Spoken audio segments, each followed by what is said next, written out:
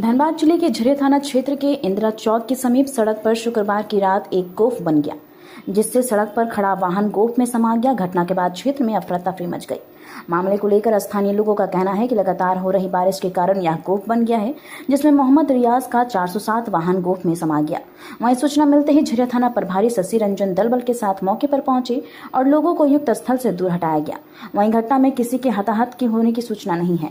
बताते चले कि 8 वर्ष पहले 24 मई 2017 को भी झरिया के इंदिरा चौक में गोफ बनने के बाद उसमें बाप बेटे जिंदा जमी दोज हो गए थे।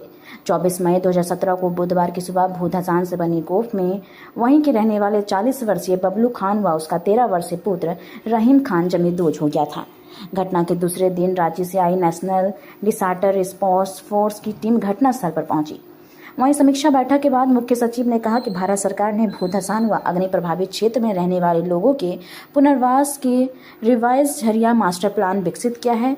इनमें उनको सही तरीके से पुनर्वास, रोजगार, कौशल विकास, व्यवसाय के लिए वित्त प्रबंधन, बिलगड़िया टाउनशिप में post office, bank, ATM, school, स्वास्थ्य केंद्र, आंगनबाड़ी केंद्र, रोड कनेक्टिविटी, स्ट्रीट लाइट, यातायात व्यवस्था, टाउनशिप की साफ सफाई, सुरक्षा सहित अन्य सुविधाएं प्रदान करने का उद्देश्य दिया गया है। रिवाइज्ड मास्टर प्लान में बिलगड़िया के लोगों को रोजगार से जोड़ने, स्वरोजगार के लिए वित्त प्रबंधन पर विशेष ध्यान केंद्रित किया गया है।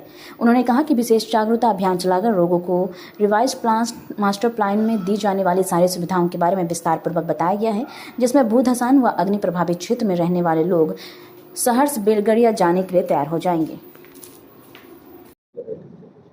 जो आज ये बैठक की गई है रिवाइज झरिया मास्टर प्लान के बारे में की गई। आप लोगों को पता होगा कि भारत सरकार ने ये रिवाइज्ड प्लान स्वीकृत किया है और विशेष रूप से इसका फोकस है कि जो झरिया क्षेत्र में रहने वाले लोग हैं, जो सबसिडेंस प्रभावित क्षेत्र में रहने वाले लोग हैं, इनका प्रॉपर रिहेबिलिटेशन है।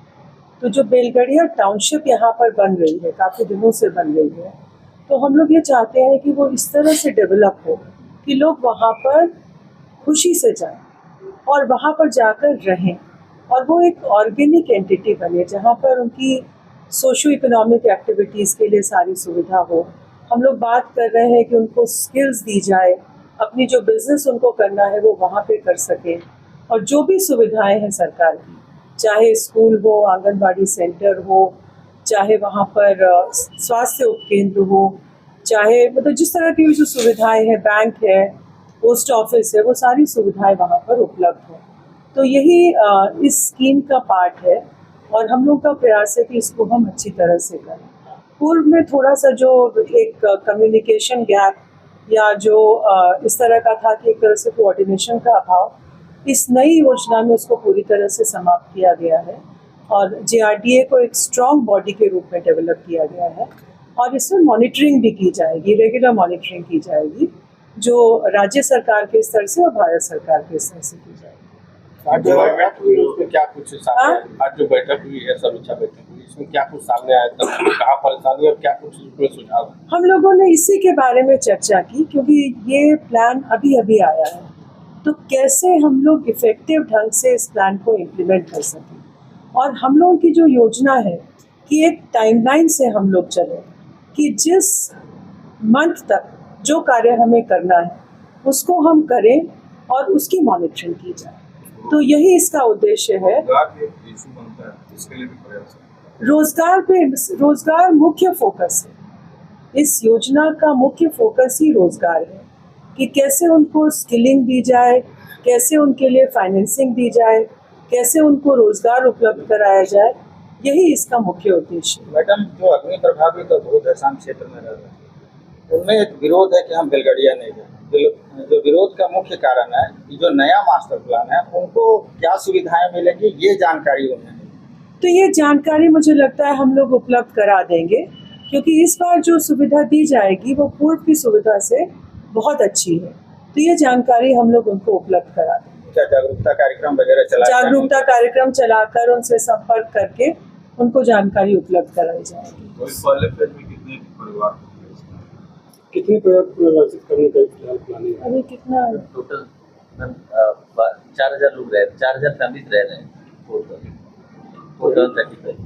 अभी कितना प्लानिंग पुनर्वासित करने का चयनित हो पाया, कितना डेंजर स्थल चयनित हो पाया? अभी ये जो चयनित हुआ है वो 81 ऐसे स्थल चयनित हुए हैं जो कि हाई रिस्क एरिया है, जो वल्नरेबल एरिया है।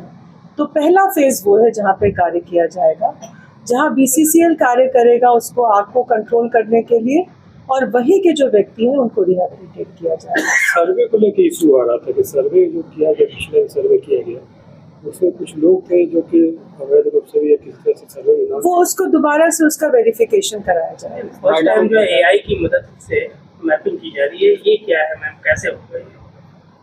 AI के बारे में तो दिया है, उसको कार्यवाही करेंगे हम लोग।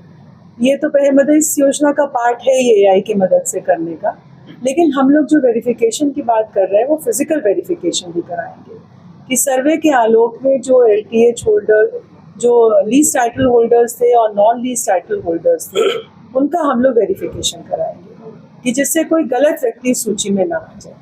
और ये तय हुआ है कि 2019 का जो सर्वे है उसके आलोक में ही कार्रवाई की जाए। झरिया मास्टर प्लान मतलब कुछ लोग ये समझते हैं कि केवल झरिया, उसमें तो और भी अगले प्रभावित क्षेत्र, तो वैसे लोगों तक ये बात कैसे पहुंचाने का प्रयास किया जाए? अभी ये योजना केवल इसी क्षेत्र के लिए है। जिस योजना की अभी हम लोग बात कर रहे हैं वो इसी क्षेत्र केवल उसमें झरिया रहेगा या झरिया के अलावा भी जहाँ अगले प्रयास? अभी ये केवल झरिया। ठीक। मैं एक सामाजिक कार्यकर्ता हूं झरिया का। 2020 में ही यहीं पे इसी जगह पे बबलू खान और 2021 में 2017 में ही 21 मार्च 2017 में ही बबलू खान उनके पुत्र यहीं पे जमींदोज हो गए थे।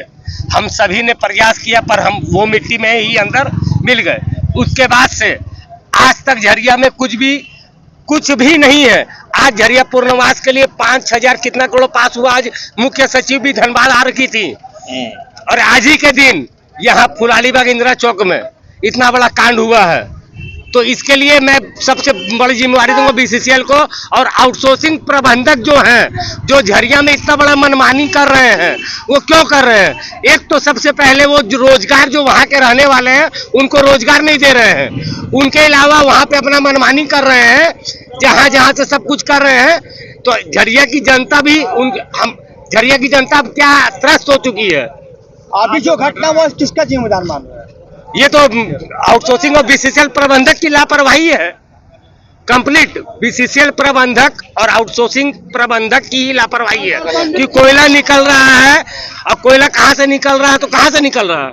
आउट सब तो BCCL आपको ओपन काट में दे दिया है। केंद्र सरकार जो पास किया है, केंद्र सरकार जो पास किया उसके लिए तो आज बोले मुख्य सचिव आ रखे थे, तो यहाँ जितना लोग हैं पैसा नहीं मिला, उनको पैसा नहीं मिला। नोटिस मिलने के बाद जिनको पैसा मिला उनको भी कुछ भी नहीं है।